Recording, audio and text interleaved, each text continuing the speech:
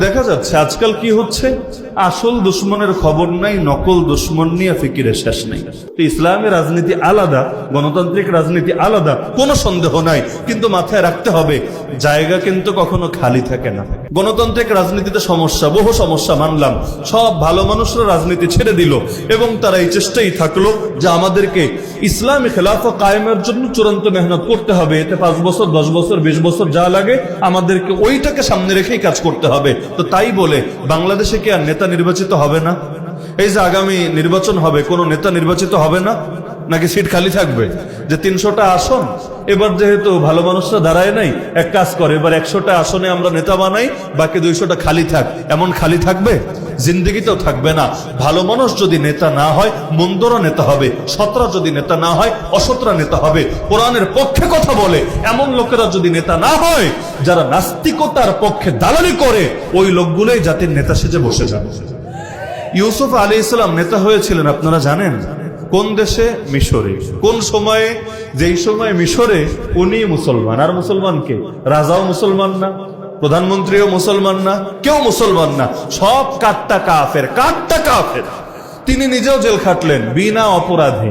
অপরাধ করেন না, এটাই অপরাধ।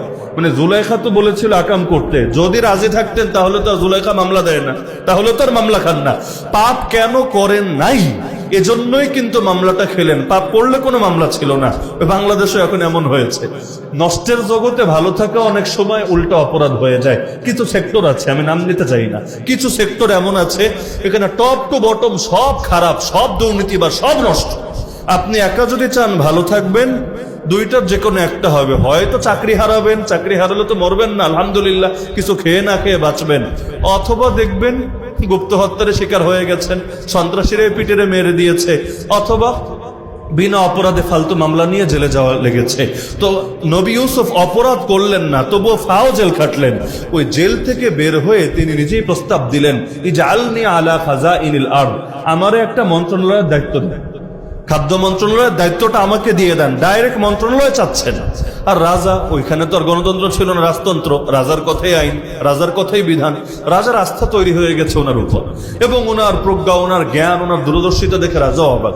রাজা বলল, ঠিক আছে, তোমারে আমি দায়িত্ব দিলাম, তোমাকে আমার এই বিষয়ে দায়িত্ব দিতে কোনো আপত্তি নাই। ইউসুফ নবী যখন দায়িত্ব দিলেন, তিনি ভালো মানুষের মধ্যে দায়িত্ব নিলেন না খারাপ মানুষের মধ্যে দায়িত্ব নিলেন? উপরেও কাফের, নিচেও কাফের, ডাইনে বামে সব কাফের আর কাফের। যারা আল্লাহরে মানে না, যারা মূর্তি পূজা করে, যারা শিরিকের মধ্যে একদম আপাদমস্তক জড়িত আছে, তার মানে সিস্টেম পুরোটাই গলদ, সিস্টেম পুরোটাই গলদ। অথচ আপনি দেখবেন আমাদের দেশে যারা গণতান্ত্রিক রাজনীতিও করে, আর আল্লাহরে মানে না এমন কিন্তু না, নবীরে মানে না এমন কিন্তু না, তারা হয়তো রাষ্ট্রীয়ভাবে ইসলাম প্রতিষ্ঠার কথা বলে না, তো ব্যক্তি জীবনে হয়তো নামাজ পড়ে, হয়তো এই বছর হজ করে এসেছে, মাঝে মধ্যে মসজিদ মাদ্রাসায় দান সদকাও করে, এরকম ভালো অনেক গুণ পাওয়া যাবে নাকি যাবে না? অথচ ইউসুফ আলাইহিস সালাম যাদের ভেতরে গিয়ে ঢুকলেন, ওদের মধ্যে ঈমানও নাই, ওদের মধ্যে নামাজ রোজার তো প্রশ্নই আসে না, দান সদকার তো প্রশ্নই আসে না, কিচ্ছু নাই। কিন্তু আলহামদুলিল্লাহ সুম্মা আলহামদুলিল্লাহ, ফলাফল কি হলো? তিনি ওদের সাথে নিজেকে মিশিয়ে ফেললেন না, নিজের আদর্শ ধরে রাখলেন, নিজের কাজটা সম্পূর্ণ স্বাধীনভাবে করলেন। এখানে কোনো শিরিক ঢুকতে দিলেন না, কুফর ঢুকতে দিলেন না, বরঞ্চ ইনসাফের দ্বারা মানুষকে প্রভাবিত করলেন। ফলাফল আলহামদুলিল্লাহ সুম্মা আলহামদুলিল্লাহ, মাত্র কয়েক বছরের মধ্যে পুরো মিশরের মধ্যে ইসলাম প্রতিষ্ঠিত হয়ে গেল, এবং আল্লাহর এই জমিনের মধ্যে ইসলাম শতভাগ বিজয়ী হয়ে গেল। বাংলাদেশে নেতার জায়গা তো কখনো খালি থাকবে না, খালি থাকবে নাকি? কখনো থাকবে না। তো এখন ভালো মানুষ যদি নেতা না হয়, মন্দ মানুষ নেতা হবে, এটাই স্বাভাবিক ব্যাপার। তা আমাদের জন্য আমি শুরু থেকে বলে আসছি যে আমি মনে করি সবচেয়ে বড় একটা চ্যালেঞ্জ হলো জাতীয় পাপগুলোকে ঠেকানো। কারণ জাতীয় পাপ যদি না ঠেকান, সবাই আযাবে পড়া লাগে। যেমন এক হাদিসের মধ্যে আল্লাহ রাসূল বলেন, ইন্নান নাসা ইযা রাআউ যালিম, মানুষ যদি জালেমকে দেখে, জালেম সে জুলুম করছে, ফালাম ইয়াখুযু আলা ইয়াদাই, এই হাদিসটা সবাই ভালো করে খেয়াল রাখেন, আজকের বাংলাদেশের জন্য বিশেষভাবে প্রযোজ্য। ইন্নান নাসা ইযা রাআউ যালিম, মানুষ যখন জালেমকে দেখবে, ফালাম ইয়াখুযু আলা ইয়াদাই, কিন্তু কিন্তু তার হাত দুটোকে ধরে ফেলবে না, ওকে থামাবে না। ইউশিকু আইয়া উম্মাহুমুল্লাহু বিইকাব, সেদিন বেশি দূরে না যখন আল্লাহ ওদের সব কয়টারে আযাবে আক্রান্ত করবেন, জালেম কেউ আর যারা জুলুম হতে দেখে চোখ থেকেছে ওদের কেউ। এমনকি এক হাদিসে নবী বললেন, উনসুর আখাকা জালিমান আও মাজলুমা, তুমি তোমার ভাইকে সাহায্য করবা, সে জালেম হলেও সাহায্য করবা, মাজলুম হলেও সাহায্য করবা। সাহাবীরা অবাক, ইয়া রাসূলুল্লাহ এটা কি বললেন? জালেম হলে কেমনে সাহায্য করব, মাজলুম হলে সাহায্য করব এটা বুঝলাম, তো জালেমরে কিভাবে সাহায্য করব? নবী বললেন, তামনাহু মিনাজ যুলমি ফাযালিকা নাসরুহু, জালেমকে জুলুম করতে দিবা না, থামায় দিবা, ঠেকায় দিবা, প্রতিরোধ করবা, এটাই হবে তাকে সাহায্য করা। কারণ সে জুলুম করলে জাহান্নামে যাবে, তুমি তাকে ঠেকিয়ে দিলে জান্নাত পেলেও পেতে পারে। তাহলে ওরে জুলুম করতে দিবা না, এইটাই হলো ওকে সাহায্য করা। তাহলে নবীর এই হাদিস থেকে কি শিক্ষা বের হয়? আমি চাঁদাবাজি করলাম না, ভালো কথা, কালীকচ্ছ বাজারে কেউ চাঁদা নিতে আসলো, গলানিয়ার মধ্যে কেউ অবৈধভাবে চাঁদা নিতে আসলো, অথবা অন্য ধরনের কোন জুলুম করতে কেউ আসলো, আমি নিজে তো করব না, যারা করতে আসবে ওদের গোষ্ঠী শুদ্ধ আস্ত রাখবো না। হ্যাঁ, গোষ্ঠীরে মারতে হবে অপরাধ না করলে, সেটা বলছি না, এটা হলো একটা রূপক কথা। বাংলাদেশে কি হয়, একজনকে পাথর দিয়ে আঘাত করে মেরে ফেলছে, তো বাকি মানুষরা কি করেছে? কয়জন মিলে মারছে? 10 জন, 20 জন, 30 জন, 40 জন, 50 জন, কিন্তু ওই এলাকায় মানুষ কয়টা? চিন্তা করেন, ওই এলাকায় মানুষ কয়টা? দেখবেন বাংলাদেশে কি হয়, দিনে দুপুরে কোপাচ্ছে, 2 জন 3 জন মিলে কোপাচ্ছে, গুলি করছে, বাকি সবাই মোবাইলটা বের করে আস্তে করে ভিডিও করছে। ওই আনসার ক্যাম্প ওইখানে পাশে, যেখানে পাথর দিয়ে হত্যা করা হলো, আনসাররা বলছে যে হারে মানুষ ভিডিও করেছে, এর মধ্যে একজন যদি 999-এ কল দিত, 999-এ কল দিত, আমাদের কাছে নিউজটা পৌঁছাতো, আমরা যেহেতু গায়েব জানি না, নিউজটা পৌঁছাতো, আমরা হয়তো সেখানে গিয়ে অ্যাকশন নিতাম।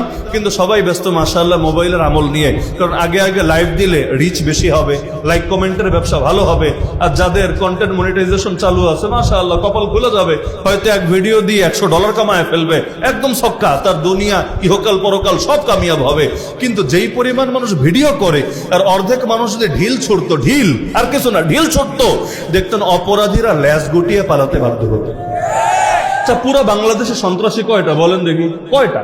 ধরলাম 10,000 না, 20,000 না, 1 লাখ না, 2 লাখ না, 10 লাখ না, ধরলাম 50 লক্ষ না, 1 কোটি। তো কি হয়েছে? বাকি মানুষ তো আছে আরো 16-17 কোটি।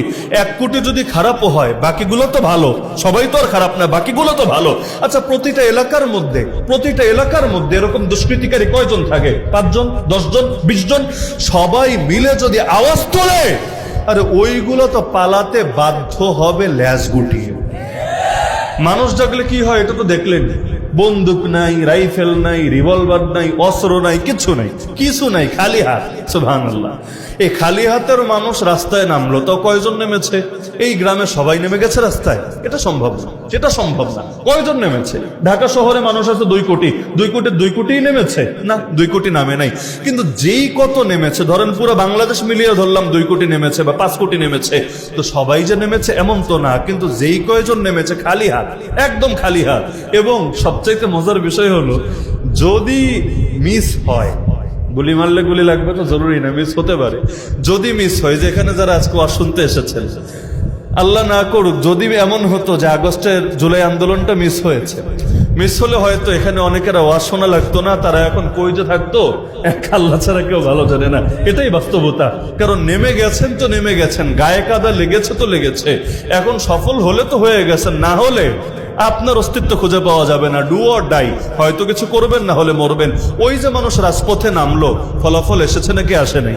তো খালি হাতের মানুষ এভাবে আন্দোলনে নামলেই যদি এই ফলাফল হয়, তাহলে সুবহানাল্লাহ, গোটা বাংলাদেশের সর্বস্তরের মানুষ যদি সচেতন হয়, এই দেশে অন্যায় কিভাবে রয় আমাকে বলেন। তার মানে অন্যায় যে বাংলাদেশে হচ্ছে নাকি হচ্ছে না? যেই করুক অন্যায় যে হচ্ছে, দুর্নীতি যে হচ্ছে, সন্ত্রাস যে হচ্ছে, নৈরাজ্য যে হচ্ছে, বিশৃঙ্খলা যে হচ্ছে, ফাসাদ যে হচ্ছে, এর দায় কি শুধু ওদের না আমাদের সবার? ওদের দায় হলো ওরা ডাইরেক্ট অপরাধী, আর আমাদের দায় হলো ওই যে জাহাজের উদাহরণ মনে আছে না, আমরা ফুটা করছি না, কিন্তু যারা করছে চেয়ে দেখছি। নবী বলে দিলেন, আর আল্লাহ কোরআনে স্পষ্ট জানিয়ে দিলেন, আযাব যখন আসবে খালি ওই কয়টার উপরে আসবে না, আযাব যখন আসবে সবার উপরে আসবে। ওই সময় শুধু যে অপরাধ করেছে ওর উপরেই দায় আসবে না রে ভাই, বরঞ্চ এই দায় অনেক ব্যাপক থেকে ব্যাপকতর হবে। প্রতিটা ক্ষেত্রে এই কথা। এই ব্রাহ্মণবাড়িয়ায় বসে পর্যন্ত কিছু লোক নবীর সাহাবীদের গালি দেয় না? সব সাহাবীরা দেখ আর এক সাহাবীরা দেখ, সবাইরে দেওয়া যে কথা, একজনরে দেওয়া সমান কথা। যেমন কেউ যদি পুলিশ পিটানোর মামলা খায়, এর মানে কি বাংলাদেশের সব পুলিশরে পিটাইছে? না রে ভাই, এটা সম্ভব না। সবাইরে কিভাবে পিটাবে? তো কোনো একদিন কোনো একজনের গায়ে হয়তো আবেগে হাত তুলে ফেলেছিল, দেখবেন গোটা পুলিশ প্রশাসন তার বিরুদ্ধে বাদী হয়ে গেছে। এটাই নিয়ম। কেউ যদি আলেম বিদ্বেষী বলি, এর মানে কি সব আলেমরা গালি দিয়েছে, সব আলেমের সাথে বেয়াদবি করেছে? এটা তো সম্ভব না। কিন্তু একজনের সাথে যদি করে, এটাই সকলে নিজের গায়ে নিয়ে নেয়। তাহলে নবীর সব সাহাবীরা গালি দিলেও যেমন সাহাবী বিদ্বেষী, একজন সাহাবীরা গালি দিলেও তো সাহাবী বিদ্বেষী। প্রত্যেক শুক্রবার আগে খেয়াল না করলে আগামী শুক্রবার খেয়াল করবেন, দেখবেন জুমার দিন খতিব সাহেব দ্বিতীয় খুতবার মধ্যে স্মরণ করায় দেয় নবীর একটা হাদিস। কি হাদিস? আমি আরবিটা বলছি, অনুবাদ লাগবে না, আরবি শুনলেই বুঝবেন এটা বলে কি বলে না। আল্লাহ আল্লাহ ফি আসহাবি। আপনাদের মসজিদগুলোতে এটা হয় কিনা? আল্লাহ আল্লাহ ফি আসহাবি লা তাত্তাখিদুহুম গারাদাম মিন বাদি ফামান আহাব্বাহুম ফাবিহুব্বি আহাব্বাহুম ওয়া মান আবগাদাহুম ফাবিবুগদি আবগাদাহুম। এই হাদিসটা প্রত্যেক সপ্তাহে স্মরণ করায় দেয় নাকি দেয় না? কি বলে এই হাদিসে? আমার সাহাবীদের ব্যাপারে উম্মত আল্লাহরে ভয় করো, আল্লাহরে ভয় করো। আমার পরে তাদেরকে টার্গেট বানিয়ে নিও না যে তাদেরকে মহব্বত করবে, আমাকে মহব্বত করার কারণেই মহব্বত করবে, যে তাদেরকে ঘৃণা করবে, আমাকে ঘৃণা করার কারণেই তাদেরকে ঘৃণা করবে। তার মানে যারা সাহাবীকে ঘৃণা করে তারা খালি সাহাবীরা না, নবী বলেছেন আমি নবীরা ঘৃণা করার কারণে তাদেরকে ঘৃণা করে, কারণ আমি সার্টিফিকেট দিয়েছি তাদেরকে, আর ও এসে গালি দেয় তাদেরকে। তার মানে যারা সাহাবী বিদ্বেষী তারা নবী বিদ্বেষী, যারা নবী বিদ্বেষী তারা আল্লাহ বিদ্বেষী, আর যারা আল্লাহ বিদ্বেষী আর আল্লাহর জমিনে বেঁচে থাকার অধিকারই তো রাখে না। তাহলে সব কথার মূল কথা যে ব্যক্তিগত পাপের চাইতে বড় গুরুতর হলো জাতীয় পাপ। আমরা ব্যক্তিগতভাবে সবাই পাপী। কে পাপী না? কে পাপী না? একজনও তো মাসুম না। মাসুম আছেন নাকি? নবীরা মাসুম, সাহাবীও তো মাসুম হয় না।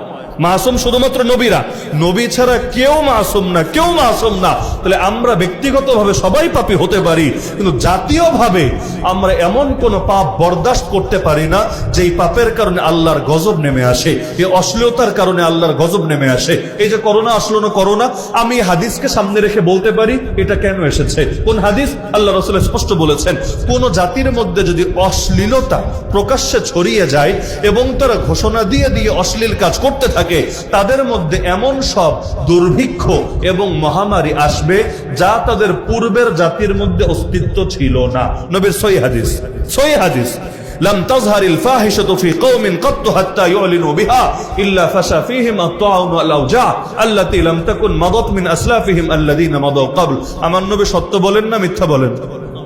সত্য বলেন না মিথ্যা বলেন? নবী বলেছেন অশ্লীল পাপ যদি প্রকাশ্যে হয় এমন সব রোগ আসবে, এমন সব দুর্ভিক্ষ আসবে যা আগে ছিল না। এই করোনা কি আগে ছিল? এই এইডস কি আগে ছিল?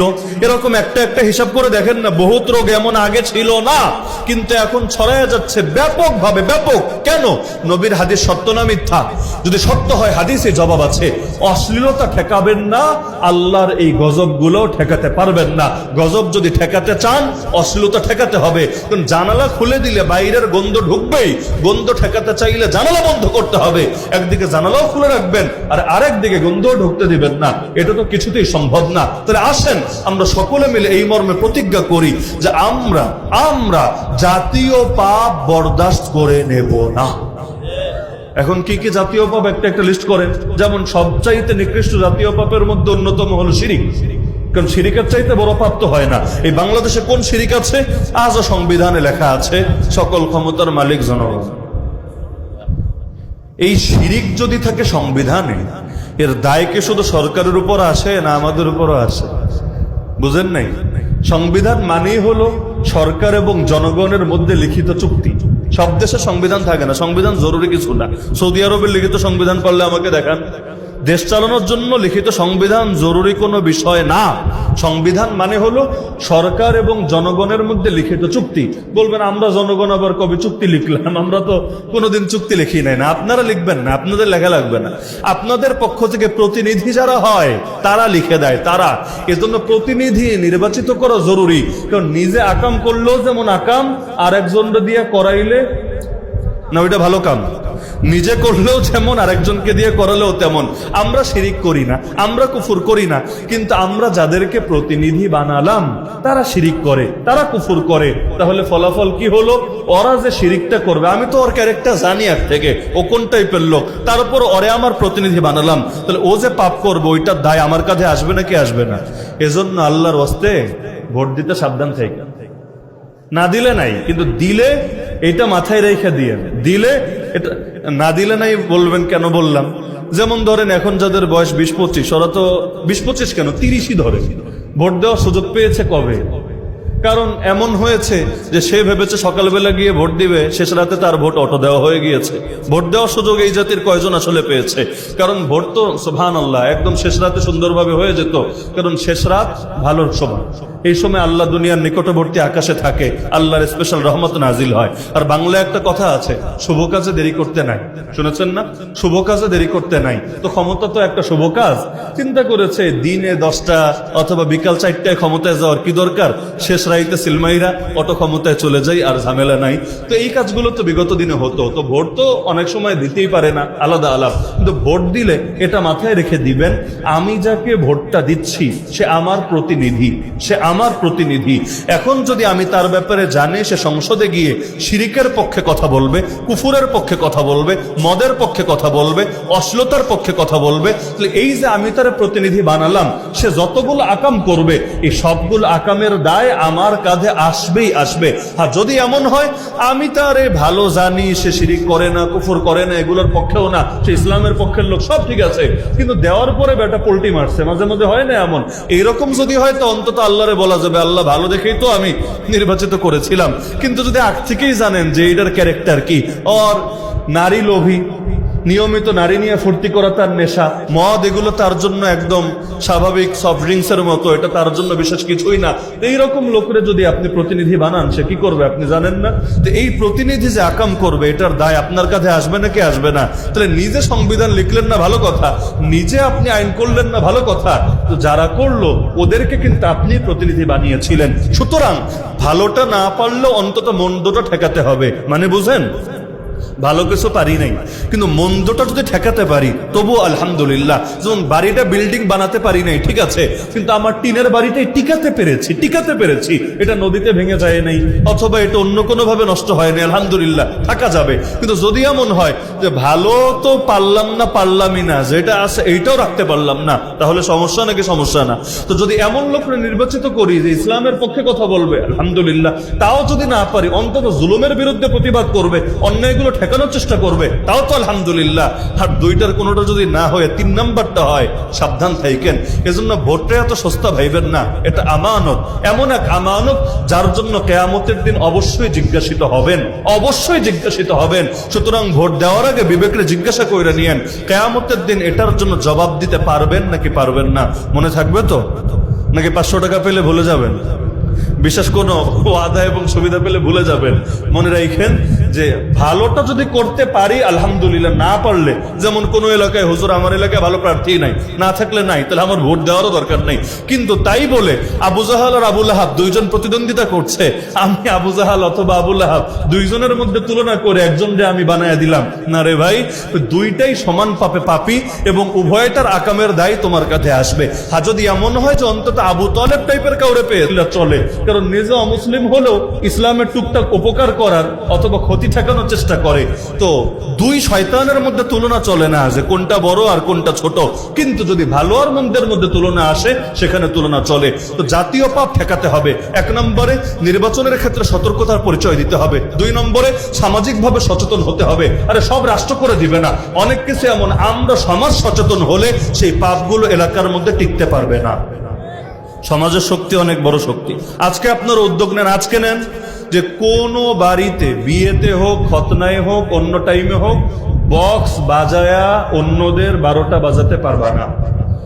গান শুনতে চাইলে তুমি একা শোনো, কে না করেছে, কিন্তু বক্স বাজাবা, বক্স বাজানোর দ্বারা এই যে আল্লাহর গজবগুলো ধীরে ধীরে টেনে আনছো, এবাদতকারীদের এবাদত নষ্ট করছো, মানুষের কষ্ট দিচ্ছ, খবরদার আমাদের এলাকায় এগুলো আমরা করতে দিব না। আমি এখানে গুনে গুনে এই আধুনিক বাংলাদেশের অন্তত 10টা গ্রামের নাম এখানে বসে আমি বলতে পারবো, স্মরণ করা লাগবে না, মানে মাথায় যে সেটআপ আছে সেখান থেকে বলতে পারবো, যেখানে আজও পর্যন্ত আলহামদুলিল্লাহ বিয়েতে হোক, খতনায় হোক, অথবা অন্য কোনো উৎসবে হোক, কোন একটা বাড়িতেও বক্স বাজানোর সাহস কোনো বাপের বেটার নাই।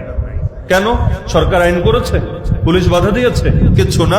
গ্রামের মানুষগুলো, সমাজ সচেতন হয়েছে। সমাজ, আলেম ওলামা মিলে, পঞ্চায়েত মিলে, মুরব্বীরা মিলে সিদ্ধান্ত নিয়েছে এই কাম করবা এক ঘরে, তোমার সাথে আমাদের কোনো সম্পর্ক নাই, তোমারে আমরা গ্রামবাসী মিলে বয়কট করে দিব।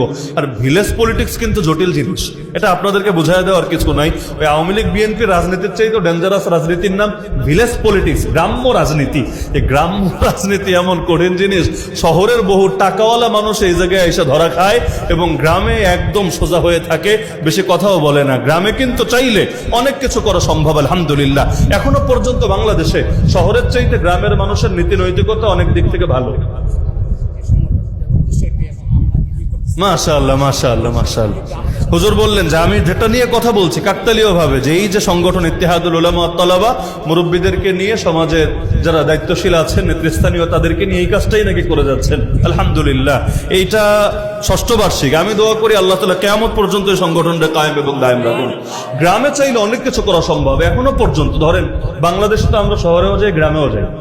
শহরের মধ্যে যদি সবচাইতে বড় শাইখুল হাদিসরাও আপনি নির্বাচনে দাঁড় করায় দেন, সবচাইতে বড় কুতুব, যে অন্য হুজুররা এসে তার কদমের সামনে হাঁটু গেড়ে বসে থাকে, তারপর আমি লিখে দিব সে পাশ করার সম্ভাবনা নাই বললেই চলে।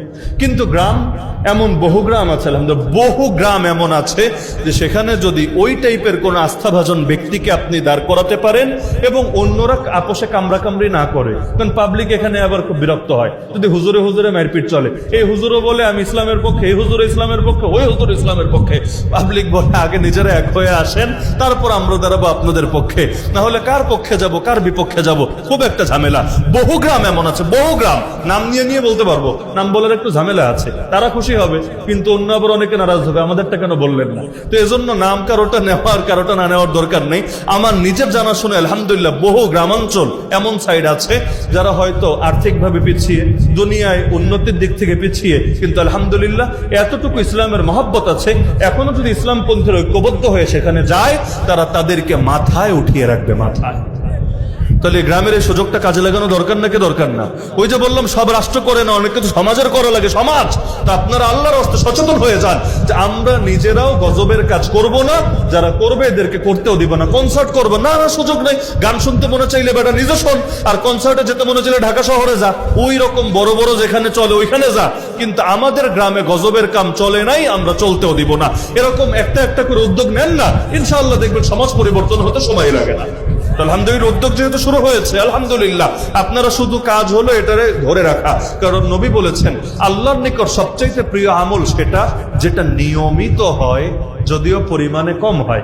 এজন্য নিয়মিত করব আমরা, এটা বড় জরুরি জিনিস। শুরু করা সোজা, টিকায় রাখা কঠিন। তো যদি এটা এই উদ্দেশ্যে পরিচালিত হতে থাকে, আপনারা টিকায় রাখবেন তো ইনশাআল্লাহ। মাশাআল্লাহ, মাশাআল্লাহ। এখানে নাকি ওরসও চলতো আগে? আচ্ছা, মাশাআল্লাহ, মাশাআল্লাহ। আল্লাহ বরকত দান করুক। আমার সকলের প্রতি আখেরি নিবেদন, আজকে সব আলোচনার মূল খোলাসা সেটা হলো, রাষ্ট্রের আলোচনা গেল, সমাজের আলোচনা গেল, এর পরের যে আলোচনাটা এটা সবাই পারবেন, সবাই। সেটা হলো পরিবারকেও তো ঠিক করা লাগবে।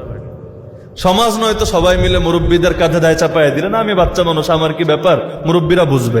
রাষ্ট্র এটা সরকার বুঝবে, কিন্তু পরিবার এটা আপনাকেই বুঝতে হবে, আপনাকে। ওই যে জাহাজ ফুটা হওয়ার উদাহরণ আবারও স্মরণ করেন, নিজে খারাপ কিছু করেন না, কিন্তু আরেকজন করছে, আল্লাহর হস্তে করতে দিয়েন না। কারণ নবীর হাদিসে স্পষ্ট আছে, পরিবারের ব্যাপারেও তোমরা দায়িত্বশীল এবং তোমাদেরকে দায়িত্বের ব্যাপারে জিজ্ঞাসিত হতে হবে। এখানে যারা আছেন, যে কয়জন বাবা আছেন, কয়জন বলতে পারবেন নবী যে বলেছেন বাচ্চাকে 7 বছর হলে নামাজের আদেশ দিতে, 10 বছর হলে নামাজ না পড়লে পিটাতে? হুজুর নবীর এই সুন্নতের উপর আমি আমল করেছি আলহামদুলিল্লাহ। কয়জন বলতে পারবেন? নামাজের জন্য আমরা শাসন করি না, অথচ নামাজের জন্য শাসন করা নবীর সুন্নত, নবীর সুন্নত। নবীর আশেক যারা, তারা নবীর সুন্নত মানবে নাকি মানবে না? তাহলে আমার বাচ্চারে নামাজি বানাতে হবেই হবে। আচ্ছা, বাচ্চারে কখন নামাজি বানানো যাবে? নিজে বেনামাজি থাকলে। নিজে নামাজ পড়েন না, কিন্তু বাচ্চারে 5 ওয়াক্ত নামাজি বানাবেন, এটা সম্ভব? বাচ্চারা মুখের কথা কম শোনে, কাজ বেশি দেখে। মুখের কথা কম শোনে। আমরা যারা এই যে পাঞ্জাবি পায়জামা জুব্বা পরি না, আমাদের বাচ্চাদেরকে পাঞ্জাবি পায়জামা নিয়ে ওয়াজ করা লাগে না। এগুলো ওই বুঝার পড়তে বুঝ লাগে না, ওই ছোট যখন দুনিয়া একটু চিনতে শেখে তখন থেকে তারা এই পোশাকটারই মহব্বত করতে শুরু করে। যেই মায়েরা পর্দা করে ওই মেয়েদেরকে ছোটবেলে ওয়াজ করা লাগে না, বরং যখন দেখে মা হিজাব পরে, বোরকা পরে, নেকাব পরে, ও তখন বায়না ধরে। আপনারা মুরব্বীরা যখন নামাজ পড়েন, নাতি নাতনি থাকলে ওরাও পাশে এসে দাঁড়ায় নাকি দাঁড়ায় না?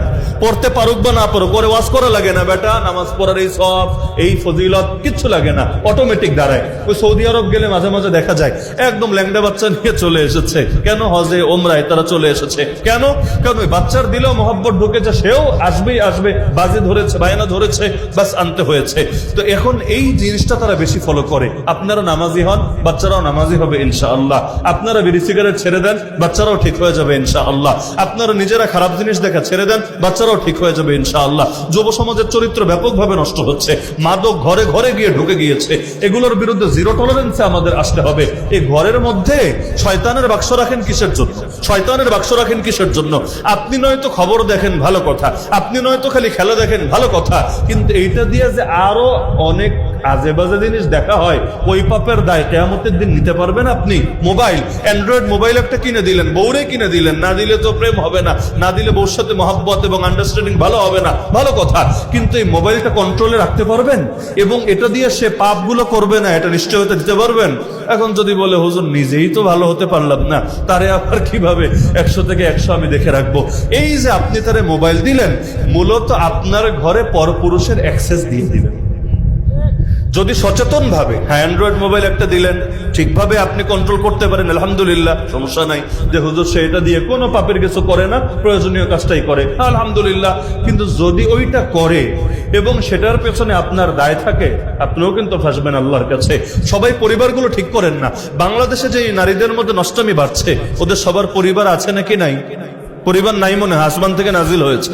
পরিবার যদি থাকে, এই পরিবারগুলো যদি ঠিক হতো, অভিভাবকরা যদি ঠিক হতো, আমি লিখে দিতে পারবো বাংলাদেশে নষ্টামি 50%-এর অর্ধেক কমে আসতো।